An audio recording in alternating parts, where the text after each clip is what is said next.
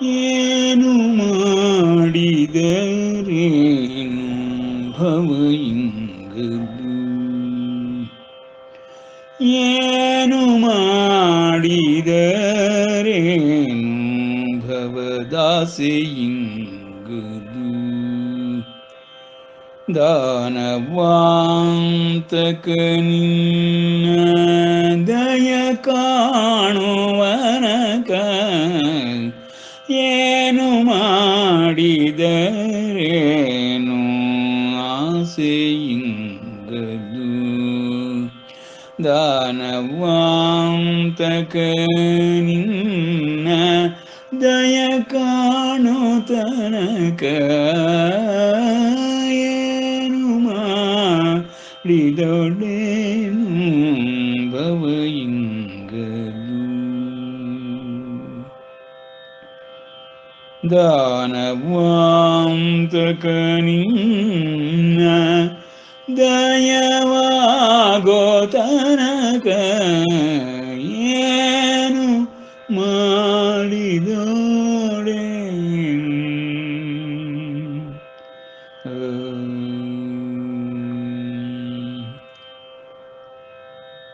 ಧ್ಯಾನವನ್ನು ಮಾಡಿದೆ, ಮೌನವನು ತಾಳಿದೆ. ಧ್ಯಾನವನು ಮಾಡಿದೆ, ಮೌನವನು ತಾಳಿದೆ. ಮಹಾಪುರುಷಾರ್ಥಕ್ಕೆ ಮನವನಿಟ್ಟೆ, ಅನಾಥ ಬಂಧು ಶ್ರೀ ಪುರಂದರ ವಿಠಲನ.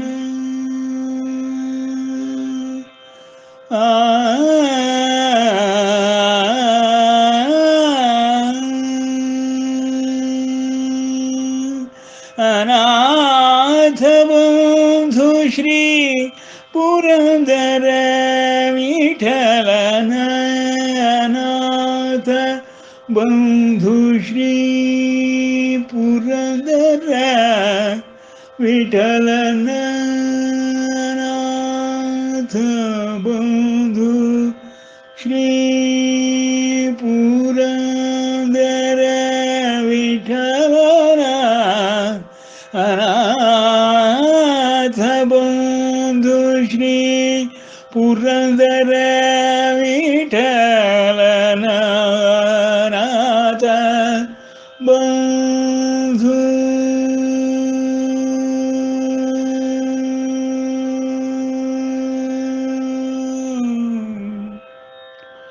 ಅನಾಥ ಬಂಧು ಶ್ರೀ ಪುರಂದರ ವಿಠಲನ, ಅನಾಥ ಬಂಧು ಶ್ರೀ ಪುರಂದರ ವಿಠಲನ, ಅನಾಥ ಬಂಧು ಶ್ರೀ ಪುರಂದರ ವಿಠಲನ, ಅನಾಥ ಬಂಧು ಶ್ರೀ ಪುರಂದರ ವಿಠಲನ.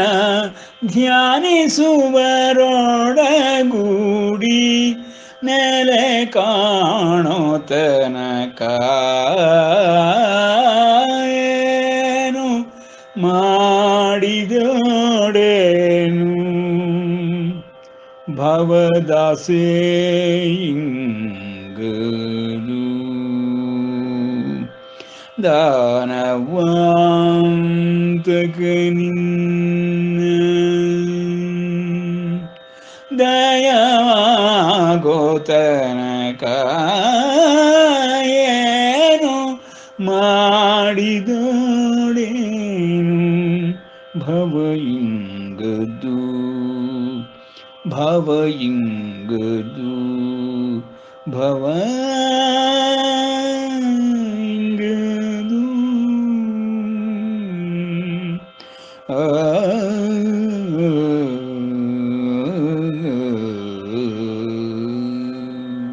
ಶುಕ್ಲಾಂಬರಧರಂ ವಿಷ್ಣುಂ ಶಶಿವರ್ಣಂ ಚತುರ್ಭುಜಂ ಪ್ರಸನ್ನವದನಂ ಧ್ಯಾಯೇತ್ ಸರ್ವವಿಘ್ನೋಪಶಾಂತಯೇ.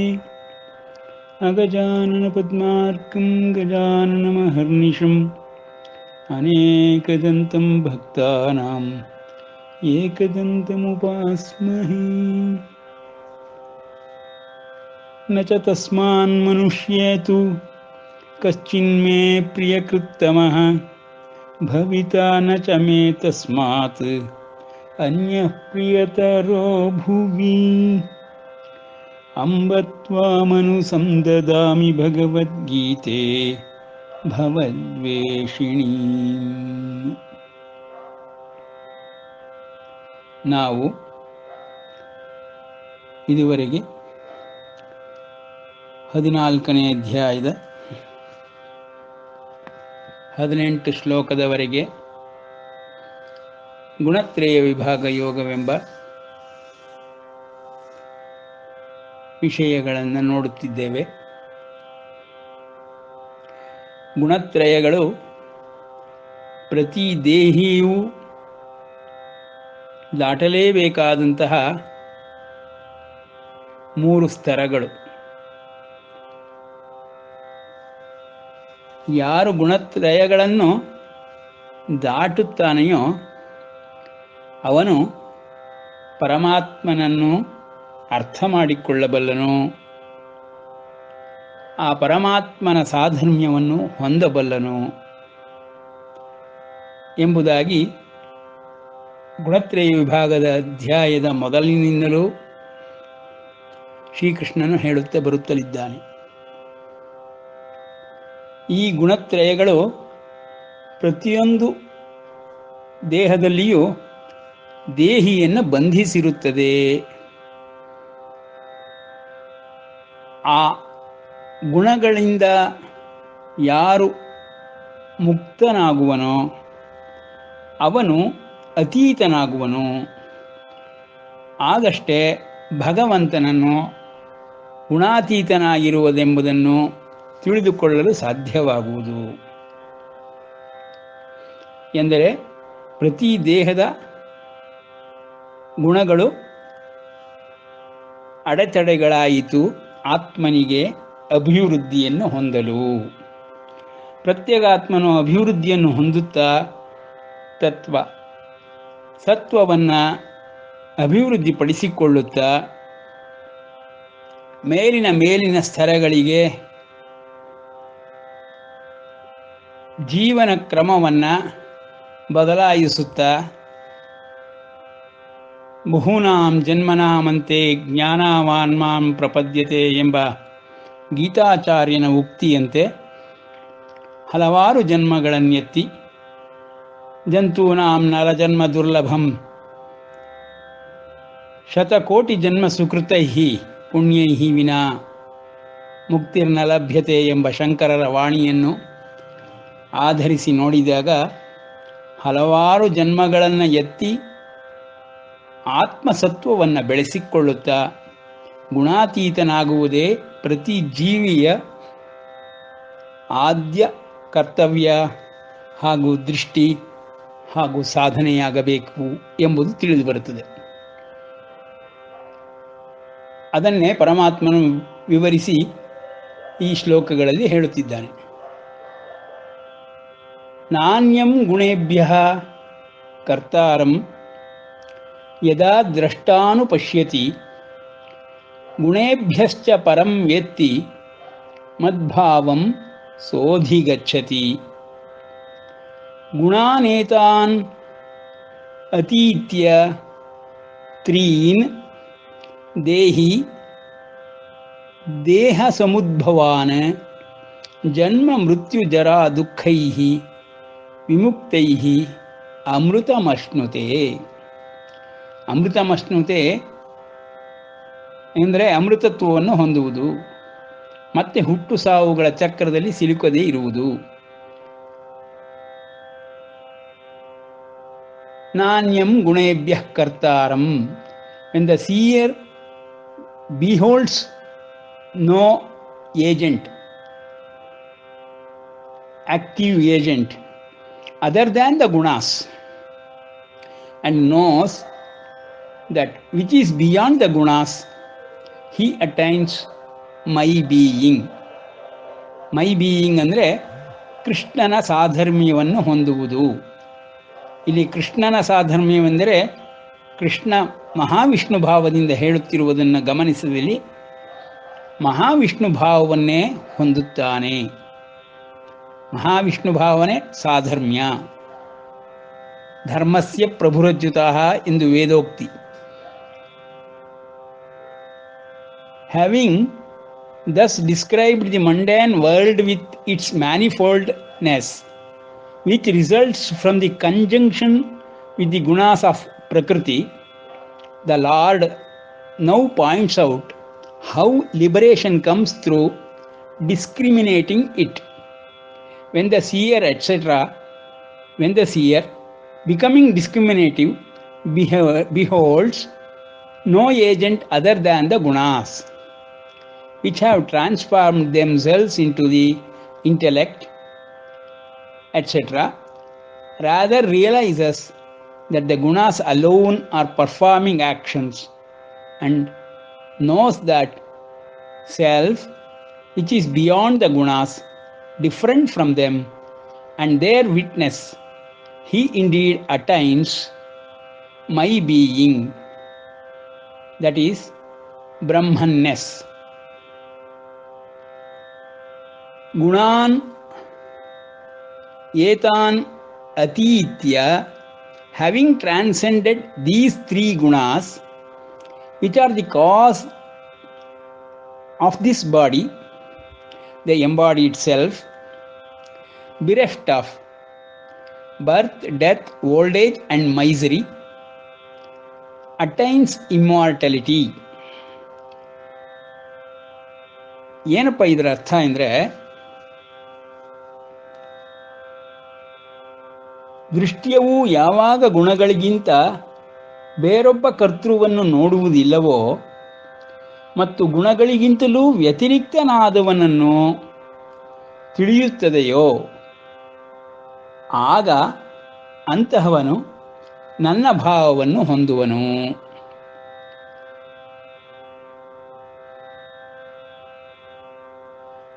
ನೋಡಿ, ಗುಣಗಳನ್ನೇ ನಾವು ನೋಡಿ ನೋಡಿ ನೋಡಿ ನೋಡಿ ಆ ಗುಣಗಳಿಂದ ಹೊರಕ್ಕೆ ಬರಲಾಗದ ಸ್ಥಿತಿಯಲ್ಲಿ ನಮ್ಮ ಬುದ್ಧಿ ಮನಸ್ಸುಗಳು ಕಾರ್ಯಪ್ರವೃತ್ತವಾಗಿರುತ್ತದೆ.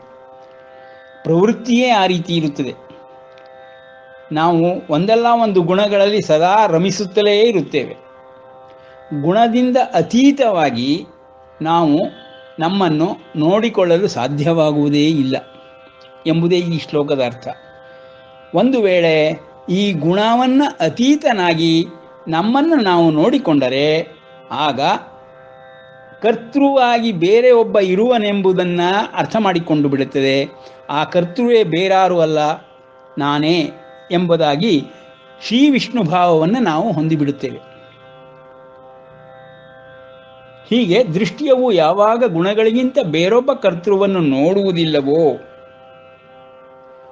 ಆಯಾಯ ಗುಣಗಳಿಗಿಂತ ಬೇರೊಬ್ಬ ಕರ್ತೃ ಇದ್ದಾನೆ ಅಂತ ನೋಡೋದಿಲ್ವೋ ಮತ್ತು ಗುಣಗಳಿಗಿಂತಲೂ ವ್ಯತಿರಿಕ್ತನಾದವನನ್ನು ತಿಳಿಯುತ್ತದೆಯೋ ಆಗ ಅವನು ಪರಮಾತ್ಮನನ್ನು ಅರ್ಥ ಮಾಡಿಕೊಳ್ಳಬಲ್ಲವನಾಗಿರುತ್ತಾನೆ. ಪರಮಾತ್ಮನನ್ನು ಅರ್ಥ ಮಾಡಿಕೊಳ್ಳುವುದು ಈ ರೀತಿ ಎಂಬುದಾಗಿ ಕೃಷ್ಣನು ಈ ಶ್ಲೋಕದಲ್ಲಿ ನಾಣ್ಯಂ ಗುಣೇಭ್ಯಃ ಕರ್ತಾರಂ ಯದಾ ದ್ರಷ್ಟಾನುಪಶ್ಯತಿ ಗುಣೇಭ್ಯಶ್ಚ ಪರಂ ವೇತ್ತಿ ಮದ್ಭಾವಂ ಸೋಧಿಗಚ್ಚತಿ. ಸೊ ಹೀಗೆ ದ್ರಷ್ಟಾನುಪಶ್ಯತಿ ಎಂಬುದನ್ನು ಹೇಳಿರುವುದ ಆಧಾರದ ಮೇಲೆಯೇ ದ್ರಷ್ಟಾರರು ನಮ್ಮ ಋಷಿ ಮುನಿಗಳು ಎಂಬುದಾಗಿ ನಾವು ಹೇಳುವುದು.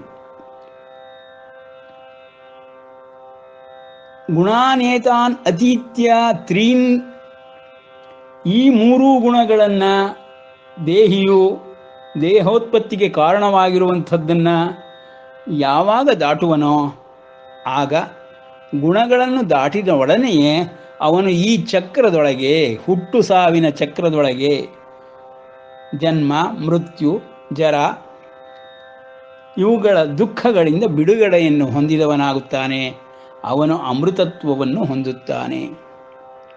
ಶಂಕರರು ಒಂದೇ ಶ್ಲೋಕದಲ್ಲಿ ಹೇಳಿದರು ನೋಡಿ, ಸತ್ಸಂಗತ್ವೇ ನಿಸ್ಸಂಗತ್ವಂ, ನಿಸ್ಸಂಗತ್ವೇ ನಿರ್ಮೋಹತ್ವಂ, ನಿರ್ಮೋಹತ್ವೇ ನಿಶ್ಚಲತತ್ವಂ, ನಿಶ್ಚಲತತ್ವೇ ಜೀವನ್ಮುಕ್ತಿ.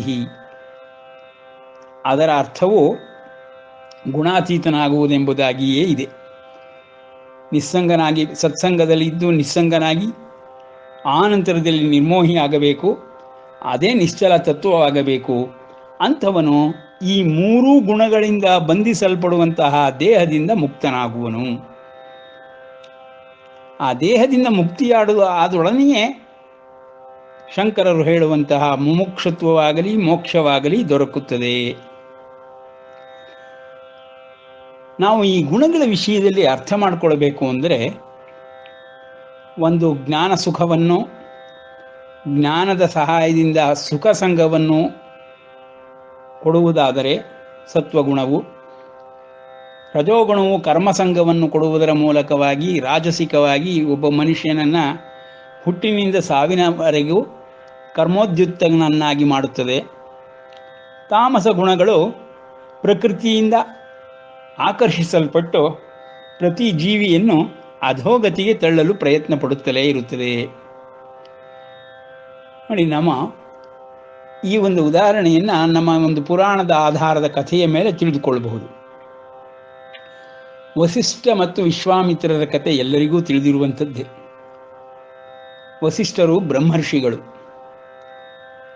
ವಿಶ್ವಾಮಿತ್ರರು ಒಬ್ಬ ರಾಜನಾಗಿ ಜನಿಸಿ ರಾಜ್ಯಭಾರ ಮಾಡುತ್ತಾ ತನ್ನ ಕ್ಷಾತ್ರ ಗುಣದಿಂದ, ವೀರ್ಯ ಪ್ರತಾಪಗಳಿಂದ ಭೂಮಂಡಲವನ್ನೆಲ್ಲವನ್ನು ಗೆಲ್ಲುತ್ತಾ ವಸಿಷ್ಠರ ಆಶ್ರಮಕ್ಕೆ ಕೊನೆಯದಾಗಿ ವಿಶ್ರಮಿಸಲು ಬಂದಾಗ ಅಲ್ಲಿ ಆ ವಿಶ್ವಾಮಿತ್ರ ರಾಜನ ಪರಿವಾರದವರೆಲ್ಲರಿಗೂ ಸುಗ್ರಾಸ ಭೋಜನವನ್ನು ಕೊಟ್ಟು ಆತಿಥ್ಯವನ್ನು ಕರುಣಿಸಿದಂತಹ ವಸಿಷ್ಠರ ಬಳಿಯಲ್ಲಿರುವಂತಹ ಕಾಮಧೇನು ಸಮವಾದ ಸುರಭಿಯನ್ನು ನೋಡಿ ಆಗ ವಿಶ್ವಾಮಿತ್ರನು ಆ ಕಾಮಧೇನುವನ್ನು ತಾನು ಹೊಂದಬೇಕೆಂಬ ಆಸೆಯಿಂದ ಉತ್ಪತ್ತಿಯಾದಂತಹ ಅವರಿಬ್ಬರ ಮಧ್ಯದ ವಾಗ್ಯುದ್ಧ ಕೊನೆಗೆ ಯುದ್ಧವಾಗಿ ಪರಿಣಮಿಸಿ ವಿಶ್ವಾಮಿತ್ರನು ತನ್ನೆಲ್ಲ ಅಸ್ತ್ರಶಸ್ತ್ರಗಳನ್ನು ಪರಾಕ್ರಮಗಳನ್ನು ಕಳೆದುಕೊಂಡು ನಿರಾಶನಾಗಿ, ಕಾಮಧೇನುವೂ ದೊರಕದೆ, ಯಶಸ್ಸೂ ದೊರಕದೆ, ಆಸೆಯೂ ಪೂರ್ಣವಾಗದೆ ತಪಸ್ಸಿಗೆ ಹೋಗಿ ಅತ್ಯುತ್ಕೃಷ್ಟವಾದ ಅಸ್ತ್ರಶಸ್ತ್ರಗಳನ್ನು ಪಡೆದುಕೊಂಡು ಬಂದು ಮತ್ತೆ ಯುದ್ಧವಾಡಲು, ಆಗ ಬ್ರಹ್ಮರ್ಷಿಯು ತನ್ನ ಬ್ರಹ್ಮದಂಡವನ್ನು ಪ್ರತಿಷ್ಠಾಪಿಸಿದ ನಂತರದಲ್ಲಿ ಬ್ರಹ್ಮರ್ಷಿಯು ಯಾವುದೇ ರೀತಿಯ ಆಗ್ರಹಗಳನ್ನು ಮಾಡದೇ ಇದ್ದಾಗ್ಯೂ ತಮ್ಮ ರಕ್ಷಣೆಯನ್ನು ತಾವು ಬ್ರಹ್ಮದಂಡದ ಮೂಲಕ ಮಾಡಿದುದನ್ನು ಕಂಡು ವಿಶ್ವಾಮಿತ್ರನು ಧಿಕ್ಷತ್ರಿಯ ಬಲಂ ಬ್ರಹ್ಮತೇಜೋ ಬಲಂ ಬಲಂ ಎಂಬ ಒಂದು ಜ್ಞಾನೋದಯವನ್ನು ಪಡೆಯುತ್ತಾನೆ. ಆನಂತರ ತಾನೂ ಬ್ರಹ್ಮರ್ಷಿಯಾಗಬೇಕೆಂಬುದಾಗಿ ಸಂಕಲ್ಪ ಮಾಡಿ ತಪೋನಿರತನಾಗುತ್ತಾನೆ. ಅದೇ ಬ್ರಹ್ಮವಿದ್ಯೆಯ ಪ್ರವೇಶ, ಆಧ್ಯಾತ್ಮ ಕರ್ಮಗಳ ಪ್ರವೇಶ. ಅಲ್ಲಿ ಆರಂಭವಾದದ್ದು ಅವನು ಬ್ರಹ್ಮರ್ಷಿ ಎಂದು ವಸಿಷ್ಠರ ಬಾಯಿಯಿಂದಲೇ ಹೇಳಿಸಿಕೊಳ್ಳುವವರೆಗೂ ತಪೋನಿರತನಾಗಿ ತನ್ನ ಆತ್ಮಾಭಿವೃದ್ಧಿಯನ್ನು ಮಾಡಿಕೊಳ್ಳುತ್ತಲೇ ಇರುತ್ತಾನೆ. ಹೀಗೆ ರಾಜಸ ಗುಣಗಳಿಂದ ಸಂಪೂರ್ಣವಾಗಿ ಸಾಧಿಸಿ ಬ್ರಹ್ಮರ್ಷಿ ಪಟ್ಟವನ್ನು ಪಡೆದುಕೊಂಡು ತನ್ನ ಆತ್ಮೋತ್ಕರ್ಷವನ್ನು ಪಡೆದುಕೊಂಡು ಗುಣಾತೀತನಾಗಿ ಬ್ರಹ್ಮನಲ್ಲಿಯೇ ಐಕ್ಯವಾಗುವಂತಹ ಒಂದು ಮುಮುಕ್ಷುತ್ವವನ್ನು ಪಡೆದು ಸತ್ವಗುಣದ ಅಧಿಕವಾಗಿರುವಂತಹ ಬ್ರಹ್ಮರ್ಷಿಯ ಕೃತಿಗಳನ್ನು ಜ್ಞಾನರೂಪವಾಗಿಯೂ ಸುಖ ಸಂಘದಲ್ಲಿರುವುದನ್ನು ಕಂಡು ಜಗತ್ತಿಗೆ ಒಂದು ಮಾದರಿಯಾಗಿದ್ದಾನೆ. ಇವರಿಬ್ಬರ ನಾವು ಚಾರಿತ್ರ್ಯವನ್ನು ತಿಳಿದುಕೊಂಡಾಗ ಸತ್ವಗುಣಕ್ಕೆ ಬ್ರಹ್ಮರ್ಷಿಯಾದಂತಹ ವಸಿಷ್ಠರನ್ನು, ರಜೋಗುಣಕ್ಕೆ ರಾಜರ್ಷಿಯಾಗಿ ಬ್ರಹ್ಮರ್ಷಿಯಾದಂತಹ ವಿಶ್ವಾಮಿತ್ರರನ್ನು ಉದಾಹರಿಸಬಹುದು. ಇವರಿಬ್ಬರ ಚರಿತ್ರೆಯನ್ನು ನೋಡಿದಾಗ ಒಂದು ಪ್ರತ್ಯೇಗಾತ್ಮನು ಅಥವಾ ಜೀವಾತ್ಮನು ಹೇಗೆ ಈ ದೇಹದಲ್ಲಿಯೇ ಪ್ರತಿಯೊಂದನ್ನೂ ಸಾಧಿಸುವುದರ ಮೂಲಕವಾಗಿ ಆತ್ಮೋ ಅಭಿವೃದ್ಧಿಯನ್ನು ಪಡೆದುಕೊಳ್ಳುತ್ತಾ ಸತ್ವಗುಣ ಅಧಿಕ್ಯನಾಗಿ ಗುಣಾತೀತನಾಗಿ ತಪೋನಿರತನಾಗಿ ಹೇಗೆ ಬ್ರಹ್ಮರ್ಷಿಯಾದನೋ, ಬ್ರಹ್ಮ ಸಾಯುಜ್ಯವನ್ನೇ ಪಡೆದನೋ, ಹಾಗೆ ಎಲ್ಲ ಜೀವಾತ್ಮಗಳು ಮಾಡಬೇಕೆಂಬುದಕ್ಕೆ ಈ ಗುಣಗಳು ಮತ್ತು ಗುಣಗಳು ಬಂಧಿಸುತ್ತಿರುವ ಪ್ರತ್ಯೇಗಾತ್ಮನ ಚರಿತ್ರೆಗಳು ಬಹಳ ಸುಲಭವಾಗಿ ಅರ್ಥವಾಗುತ್ತದೆ. ಈ ಮೂರೂ ಗುಣಗಳನ್ನು ನಾವು ಅಭ್ಯಾಸ ಮಾಡುತ್ತಾ ಗೆಲ್ಲಲೇಬೇಕು. ಗುಣಾಧಿಕ್ಯವನ್ನು ಒಂದು ಸ್ತರದಿಂದ ಮೇಲಿನ ಸ್ತರದಿಂದ ಮೇಲಕ್ಕೆ ತೆಗೆದುಕೊಂಡು ಹೋಗಬೇಕು. ಹಾಗೆ ಆದಾಗಲೇ ಆತ್ಮಾಭಿವೃದ್ಧಿ ಆಗುವುದು, ಆತ್ಮೋದ್ಧಾರಕ್ಕೆ ದಾರಿಯಾಗುವುದು. ಈ ರೀತಿ ಅಧ್ಯಾತ್ಮ ಸಾಧನೆಯ ಕರ್ಮಗಳನ್ನು ಮಾಡುವುದರ ಮೂಲಕವಾಗಿ ಪರಮಾತ್ಮನ ಸಾಯುಜ್ಯವನ್ನು ಹೊಂದಬಹುದಾಗಿ ಅವನೇ ಇಲ್ಲಿ ಅಭಯವನ್ನು ಕೊಡುತ್ತಿದ್ದಾನೆ. ಗುಣೇಭ್ಯಶ್ಚ ಪರಂ ವೇತ್ತಿ, ಈ ಗುಣಗಳ ಅತೀತನಾದವನು ಪರಂ ಶ್ರೇಷ್ಠನಾದ ವಸ್ತುವಾಗಿರುವಂತಹ ಪರಮಾತ್ಮನನ್ನು ವೇತ್ತಿ ತಿಳಿದುಕೊಳ್ಳುವನು. ಮದ್ಭಾವಂ, ಜೊತೆಗೆ ಪರಮಾತ್ಮ ಭಾವವನ್ನೇ ಅಧಿಗಚ್ಚತಿ, ಅವನು ಹೊಂದುತ್ತಾನೆ ಎಂಬುದಾಗಿ ಎರಡನೆಯ ಶ್ಲೋಕದಲ್ಲಿ ಹೇಳಿದಂತೆ ಸಾಧರ್ಮ್ಯಮಾಗತಾಹ, ತನ್ನ ಧರ್ಮವನ್ನೇ ಹೊಂದುವನು ಎಂದರೆ ಅವನ ಪರಾಭಾವದಲ್ಲಿಯೇ ಐಕ್ಯವಾಗಿ ಬಿಡುವನು. ಏನಪ್ಪ ಹಂಗಂದರೆ, ಮಹಾವಿಷ್ಣು ಹೇಗೆ ವಿಶ್ವವನ್ನೇ ವ್ಯಾಪಿಸಿದ್ದಾನೆಯೋ ಹಾಗೆಯೇ ಒಂದು ಪ್ರತ್ಯೇಗಾತ್ಮವು ವಿಶ್ವಕ್ಕೇ ವ್ಯಾಪಿಸುತ್ತಾ ವಸುಧೈವ ಕುಟುಂಬಕಂ ಎಂಬ ಒಂದು ಭಾವವನ್ನು ಹೊಂದಿಬಿಡುತ್ತಾನೆ. ಈ ಭೂಮಂಡಲವೇ ತನ್ನ ಕುಟುಂಬ. ಸರ್ವಭೂತ ದಯಾ ಪುಷ್ಪಂ ಕ್ಷಮಾಪುಷ್ಪಂ ವಿಶೇಷತಃ ಎಂಬ ಮಹಾವಿಷ್ಣುವಿನ ಗುಣಗಳನ್ನು ಅರ್ಥ ಮಾಡಿಕೊಂಡು ಗುಣಾತೀತನಾಗಿಬಿಡುವನು ಎಂಬುದಾಗಿ ನಾವು ಇಲ್ಲಿ ಅರ್ಥವನ್ನು ತಿಳಿದುಕೊಳ್ಳಬೇಕು. ಗುಣಾನ್ಯೇತಾನ್ ಅತೀತ್ಯ ತ್ರೀಂ ದೇಹಿ ದೇಹ ಸಮುದ್ಭವಾನ್ ಜನ್ಮ ಮೃತ್ಯು ಜರಾ ದುಃಖೈ ವಿಮುಕ್ತಃ ಅಮೃತಮಶ್ನುತೆ. ಸಾಧರ್ಮ್ಯವನ್ನು ಹೊಂದುವುದು, ಅಮೃತತ್ವವನ್ನು ಹೊಂದುವುದು, ತಾನೇ ಪರಮಾತ್ಮನಂತೆ ಪರಾಭಾವವನ್ನು ಹೊಂದುವುದು ಎಲ್ಲವೂ ಒಂದೇ ಸ್ತರಗಳು. ಈ ಸ್ತರಕ್ಕೆ ಪ್ರತಿಯೊಂದು ಪ್ರತ್ಯೇಗಾತ್ಮನು ಜೀವಾತ್ಮನು ತಲುಪುವುದಕ್ಕೆ ಸಾಧ್ಯವಾಗುವ ರೀತಿಯಲ್ಲಿಯೇ ಈ ದಿವ್ಯ ವ್ಯವಸ್ಥೆಯು ಕಾರ್ಯನಿರ್ವಹಿಸುತ್ತಿದೆ. ಪ್ರತಿಯೊಂದು ಜೀವಿಯು 3 ಗುಣಗಳಿಂದ ಬಂಧಿಸಲ್ಪಟ್ಟಿರುತ್ತಾನೆ ಎಂಬುದಾಗಿ ಈ ಒಂದು ಶ್ಲೋಕದ ಅರ್ಥದ ಮೂಲಕ ನಾವು ಭಗವಂತನ ದಿವ್ಯ ವ್ಯವಸ್ಥೆಯ ಈ ದೇಹ ರಚನೆಯ ಆಂತರಿಕ ವಿಷಯಗಳನ್ನು ತಿಳಿದುಕೊಳ್ಳಬಹುದು. ಸೊ ಇಲ್ಲಿ ಯಾವುದೇ ವ್ಯಕ್ತಿ, ಯಾವುದೇ ದೇಶ, ಯಾವುದೇ ಜಾತಿ, ಯಾವುದೇ ಭಾಷೆ, ಲಿಂಗ ಭೇದ ಯಾವುದೂ ಇಲ್ಲದ ರೀತಿಯಲ್ಲಿ ಪರಮಾತ್ಮನು ಅಂತರಂಗದ ರಚನೆಯನ್ನು ವಿವರಿಸುತ್ತಿದ್ದಾನೆ.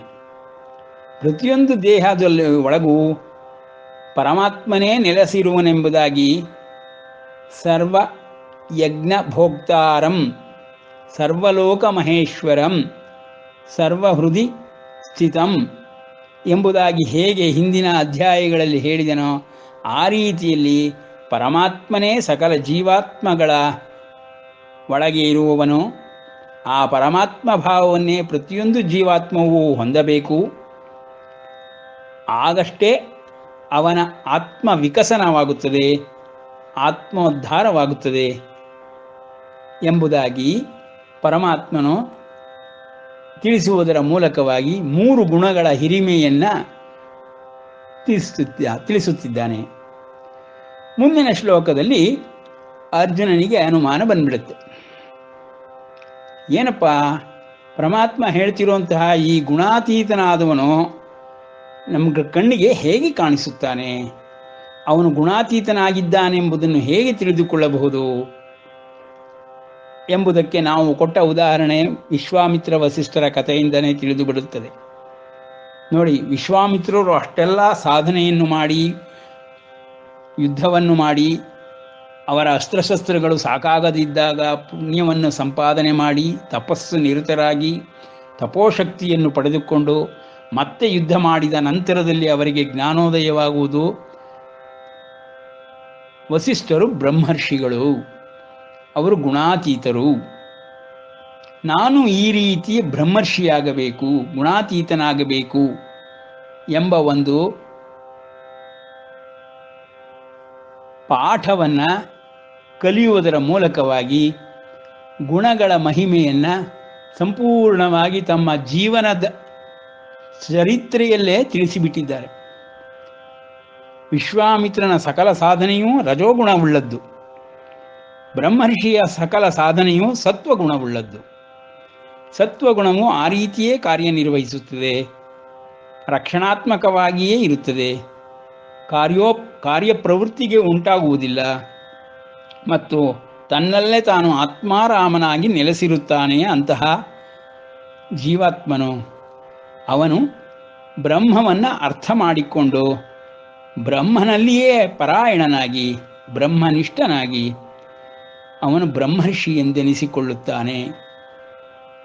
ಇದು ಸಾತ್ವಿಕ ಗುಣದ ಅತ್ಯುಚ್ಚವಾದಂತಹ ಒಂದು ಸ್ತರ. ಅದನ್ನು ಅರ್ಥ ಮಾಡಿಕೊಳ್ಳುವುದಕ್ಕೆ ವಿಶ್ವಾಮಿತ್ರನು ಅಷ್ಟೊಂದು ಸಾಧನೆಯನ್ನು ಮಾಡಬೇಕಾಯಿತು. ಅವನಲ್ಲಿ ಇದ್ದಿದ್ದ ರಜೋಗುಣಗಳು ಅಷ್ಟು ಅಧಿಕವಾಗಿ ಕಾರ್ಯಪ್ರವೃತ್ತವಾದಾಗ ಅದು ಒಳ್ಳೆಯ ಗತಿಯನ್ನೇ ಪಡೆದುಕೊಂಡು ಒಳ್ಳೆಯ ಗಮನದಿಂದ ಸಿದ್ಧಿಗಳು ಉಂಟಾಗಿ ಅವನು ಬ್ರಹ್ಮರ್ಷಿಯಾದನು. ಸಕಲ ಜೀವಾತ್ಮಗಳು ತಾಮಸ ಗುಣಾಧಿಕ್ಯವುಳ್ಳರಾಗಿ ಈ ಮರ್ತ್ಯಲೋಕಕ್ಕೆ ಬಂದರೂ ರಜೋಗುಣಾಧಿಕವಾದಂತಹ ಅತ್ಯಂತ ಶ್ರೇಷ್ಠರಾಗಿರುವಂತಹ ಜನಗಳ ಕಾರ್ಯಗಳನ್ನು ನೋಡುವುದರಲ್ಲಿಯೇ ತಿಳಿದುಕೊಳ್ಳಬಹುದು. ಕಾರ್ಯೋದ್ಯುಕ್ತವಾಗಿ, ಕರ್ಮೋದ್ಯುಕ್ತವಾಗಿ ಸಾತ್ವಿಕ ಗುಣ ಅಭಿವೃದ್ಧಿಯನ್ನು ಪಡಿಸಿಕೊಳ್ಳುತ್ತಾ 3 ಗುಣಗಳನ್ನು ದಾಟಿ ಈ ದೇಹ ಬಂಧನದಿಂದ ದೇಹಿಯನ್ನು ಬಿಡಿಸಿಕೊಳ್ಳುವುದೇ ಪರಮ ಜೀವನದ ಉದ್ದೇಶ ಎಂಬುದಾಗಿ ಈ ಶ್ಲೋಕದಲ್ಲಿ ತಿಳಿದುಕೊಂಡು ಮುಂದೆ ಅರ್ಜುನನ ಅನುಮಾನಗಳಿಗೆ ಪರಮಾತ್ಮನು ಏನೆಂದು ಉತ್ತರಿಸುತ್ತಾನೆಂಬುದನ್ನು ನೋಡೋಣ. ಇಲ್ಲಿಗೆ ಶ್ರೀಕೃಷ್ಣಾರ್ಪಣಮಸ್ತು.